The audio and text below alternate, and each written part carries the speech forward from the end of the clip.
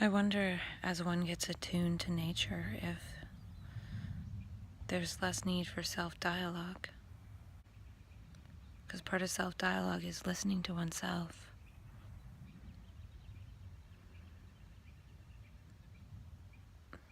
But when surrounded by the sounds of nature, and seeing that I am nature, I am listening to myself. It's just a different language. And the brain can be attuned and sensitized to that, instead of having all these brain cells looking for the chatter of words, whether it's inner chatter, which I feel I've largely eliminated, but self-dialogue is a type of outer chatter. An outer chatter to create some kind of noise to compensate for the noise of society. But if there is no noise, there's no real need to compensate for the noise of society. Because even self-dialogue is not exactly in the moment, in that one is talking about things that one wrote down yesterday, carrying it forward. And there could be some value to that, but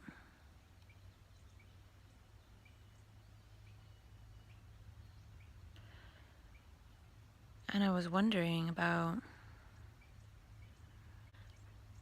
in being in dialogue with people lately, if it matters, if other people see the shared meaning process or not, or if they want to talk about the meanings they make inside themselves, which are meanings of the past, hurts, things like that, that actually keep the me going.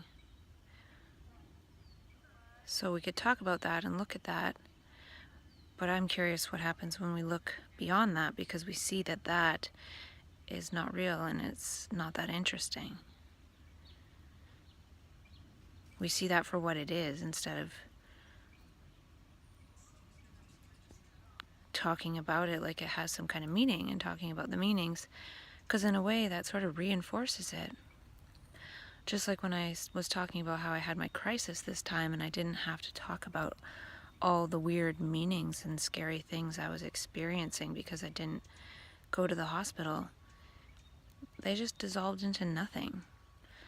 And if I would have talked about them, that would have been giving it some reality, which it didn't have. And I just surrendered and waited it out, and it went away. And it will probably come back. I actually had this sense that I'd have to die every 6 to 8 months. In that way, sort of like having the brain erased of all of the accumulations of the previous months, and some lingering ones from previous years and previous lifetimes, and all aspects of humanity at the same time, as consciousness is an impersonal phenomenon and we have access to all of it, not just our own personal stuff, our nervous system, our DNA, all our inheritance. We have access to all of it since the beginning of time.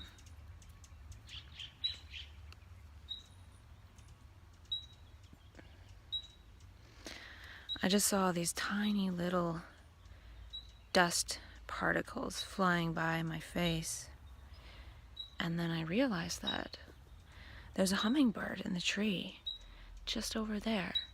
And so when he was flapping his little wings at 1,000,000 beats a second, he blew dust in my face.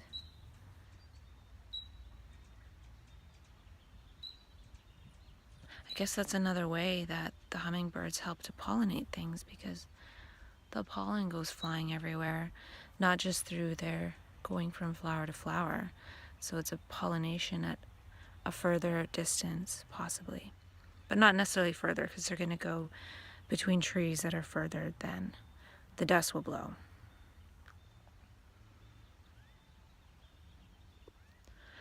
And I'm only mentioning that because it's kind of cool. And I was thinking about yesterday how I read in a book I was reading that somebody wore a blindfold for a week to see what would happen. And he said that his sense of hearing and touch got a lot more acute and sensitive because he was wearing that blindfold on his eyes and vision. So the vision part of his brain was denied, and so other senses came in and compensated. And how I thought this was important was that when there is a blindfold put over the ego process in map consciousness, some of it, all of it, most of it, whatever, but that takes less precedence in one's perceptions.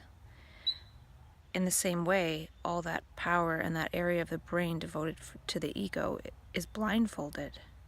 And then other areas of the brain come in to overcompensate. And I was even thinking that years ago I was diagnosed with visual vestibular mismatch.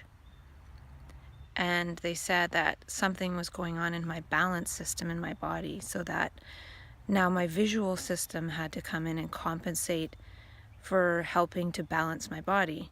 And because it was doing that, it made me feel like I couldn't see very well, and I had this thing they called nystagmus, where my eyes would move around fast, perhaps because they're trying to take in the field in order to help my body feel equilibrium. I felt like I was walking on a waterbed, and that sometimes the floor would all of a sudden jolt underneath me. But it wasn't the floor jolting, it was my perception. So even in thinking about that, even way before any of my experiences of map consciousness and trance consciousness, I feel like my brain changed in some way at some point. And it was switching to a more visual aspect. And to me, when we have a lot of our visual system taken up by the past memory ego, in that we're making images and visualizing things and making judgments, which are images and sounds, it's blocking our hearing sensitivity and it's blocking our visual sensitivity. So it makes sense, as that process is not as a large part of consciousness as it once was, then the outer taking in of information is more sensitive, because the inner categorizing and judging of information with light and sound as kind of like this interference noise pattern is not happening. And then yesterday, the topic of synesthesia came up, and I talked about that before with the blind people, how some of their seeing was actually from sound or something like that. Well, it happens the same way in the brain. So this isn't even like a mystical process. It's just actually a lessening of the illusion. And then we're more in touch with what's right in front of us, the here and now, the light of perception now. And when we can see what's going on now, a lot of times it's not very good stuff. And then we're actually reacting to that versus our past personal stuff. And when we can actually act adequately in the moment, we can make changes to this reality instead of just shuffling images in our brains. I feel like the brain is going from being a predominantly sound processor, sounds producing images and vice versa, to a light processor, processing the light and the information coming in. And I feel like part of our impulses is actually the impulse of sound. The inner sound is thought, giving impulse to do something along that direction or line of that thought. And that's a backwards process, because if we're present in our peripheral perception, passive allowing, the light of information, which is rich, will tell us what to do, will guide us of what to do. And this isn't anything mystical either. So, for example, I could be getting ready for the day, and I could have a thought saying, put on your bracelets, and go look and put my bracelets on. And I need that if I have this focal perception happening where I'm focusing on the images in my brain. And then those images will say, put on your bracelets as a habit. Whereas if I'm getting ready and I have no thinking, as I'm moving around the room, my peripheral vision will pick up the bracelets and see it, and then I will go to do that. It's a trust thing. We need to trust our perceptions instead of trusting our deceptions of thought.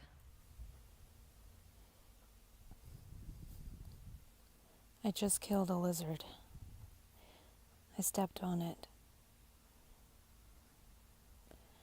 and it managed to jump to the other side of the path, but then it died for sure. And I won't explain why, or how, but I feel bad. But all I can do is step a little more carefully on the path, because it literally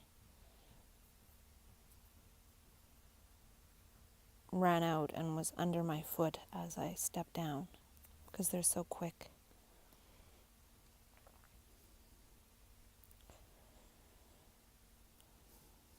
But then I came up here, and then I saw another lizard happily eating an earwig, and then sunning himself afterwards. So the lizards will continue. And I was thinking about the manic imprint again, or the map consciousness imprint.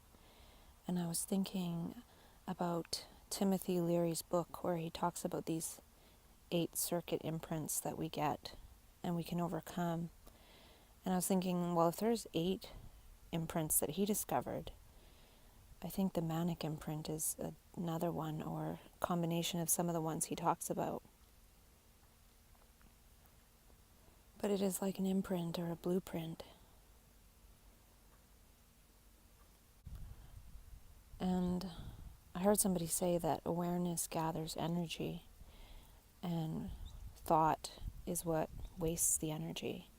So when we're able to step out of habits, we're actually stepping outside of thought sound that is old, and we're able to see it. And when we're able to see it and be aware of it, we're gathering energy because we're seeing it instead of actually being caught in it and wasting energy.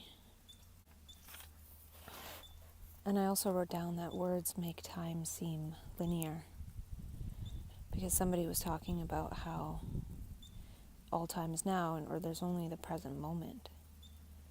But it's words which refer to the past or are in sequence that make time seem linear, or at least one of the factors. And it again came up, the whole business about talking about stuff versus talking as or speaking as.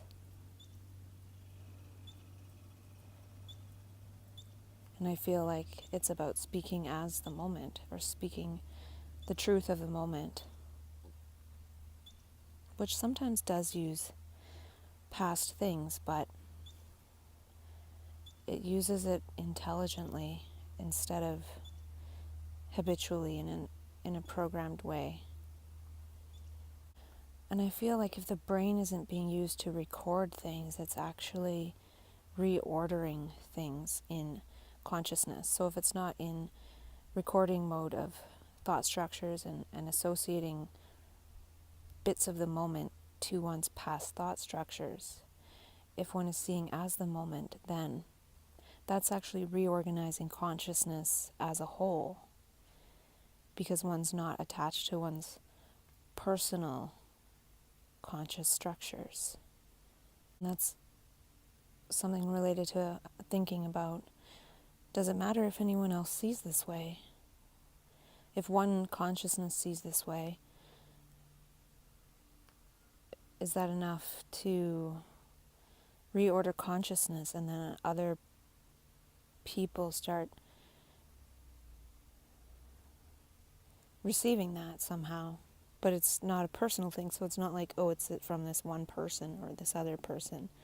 It's, again, impersonal. And maybe the mistake is to make things personal. And maybe that's the only error in life, is making it personal. Life is just life. And in a way, the brain carries all of this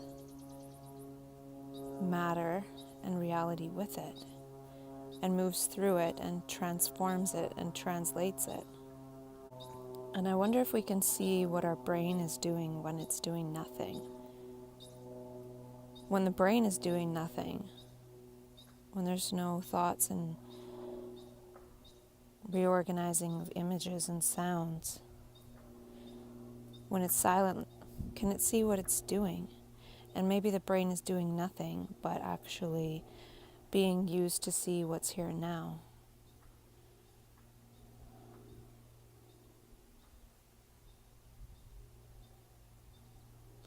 Because the brain can't escape the here and now, but for some reason it's been programmed to attempt to do that very thing. So the brain is trying to do something that it absolutely cannot do.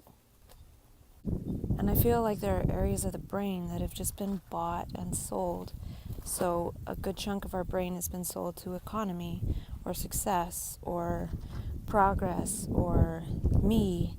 And those areas of the brain could be used for something else. But since we're sold those, since we're programmed with those, since so much money and structure goes into making us believe that those things are important, our brain is used up by that. And I was thinking, how can a brain ever find any kind of satisfaction, if you want to call it that, in moving about in these structures that we've been programmed to feel are important but innately have no importance? They're not important for seeing the present moment and being in the present moment, and that's the only thing we can ever do. So